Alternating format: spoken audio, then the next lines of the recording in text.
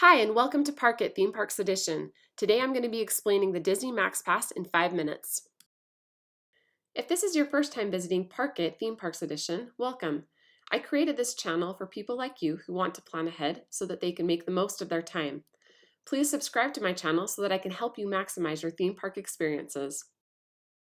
By the time you are done watching this video, you should know what Disney MaxPass is, how much it costs and how to purchase it, how it works and how to book FastPasses with it, and also how to save photos using Disney PhotoPass. The Disney MaxPass is a pass connected to your park ticket, which is linked to the Disneyland app.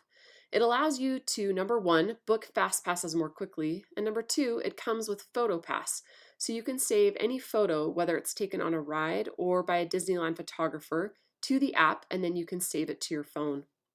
You must have the app to use MaxPass, so go ahead and open up the app or download it if you don't have it. Try to familiarize yourself with it as much as you can so that you can save time later. MaxPass is going to add an additional $15 per ticket per day, whether you're getting a one-park ticket or a park hopper ticket. It sounds expensive, but I promise you that it's worth it, and I know I'll never do Disneyland again without one. When you go to purchase your Disney park tickets, don't forget to choose a ticket option that has Disney MaxPass. And also, you can choose Disney MaxPass for any amount of days you want, so if you don't see the right option at first, continue scrolling. If you've already purchased an e-ticket, make sure to link it to the app before you get to the park so that you can use your MaxPass. Moving on to how to book a FastPass with MaxPass. To get started, tap the plus sign at the bottom of the screen. Then tap Get FastPass with Disney MaxPass. Now you are going to book FastPasses for yourself or for your group. If there's somebody in your group who is not in one of the parks, you will not be able to get a FastPass for that person and you will have to deselect them. You must be in the park to book FastPasses. Now you can choose the park. Now you can choose one FastPass. You will have to wait 90 minutes to book the next one. I suggest booking the most popular attractions first. Anytime you want to see the FastPasses you've booked, you can look under My Plans. You can get here by tapping the three little lines in the bottom right-hand corner. This is how FastPasses will appear on your app. When you get to the FastPass entrance, you can scan the barcode at the top. If you don't have access to your phone, you can still use your paper ticket, so try not to lose it. Now I'm going to tell you about PhotoPass and how it works.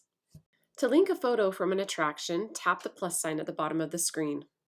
Then tap Link PhotoPass Photos.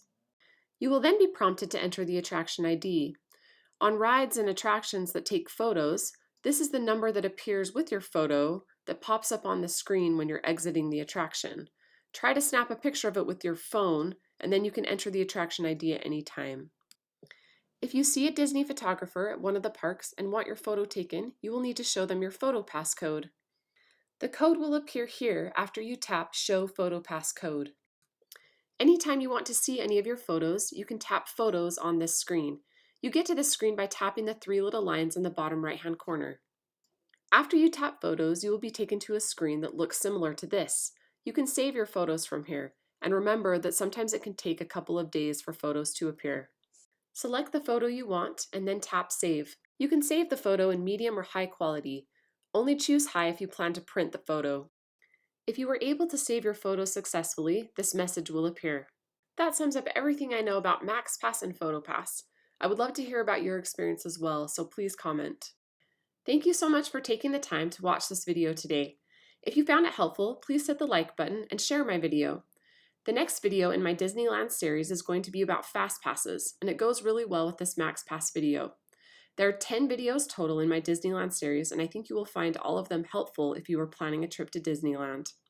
Please subscribe to my channel and hit the notification bell so that you don't miss out on anything. I post a video every Friday morning. Also, if you could take some time to comment in the comment section below to let me know what theme parks you plan to visit this year, that would be really helpful. Then I can plan better content and create videos that are more helpful to you. I hope you'll think of Park It Theme Parks Edition whenever you're planning theme park travel, and I hope we can connect soon. Have a great day.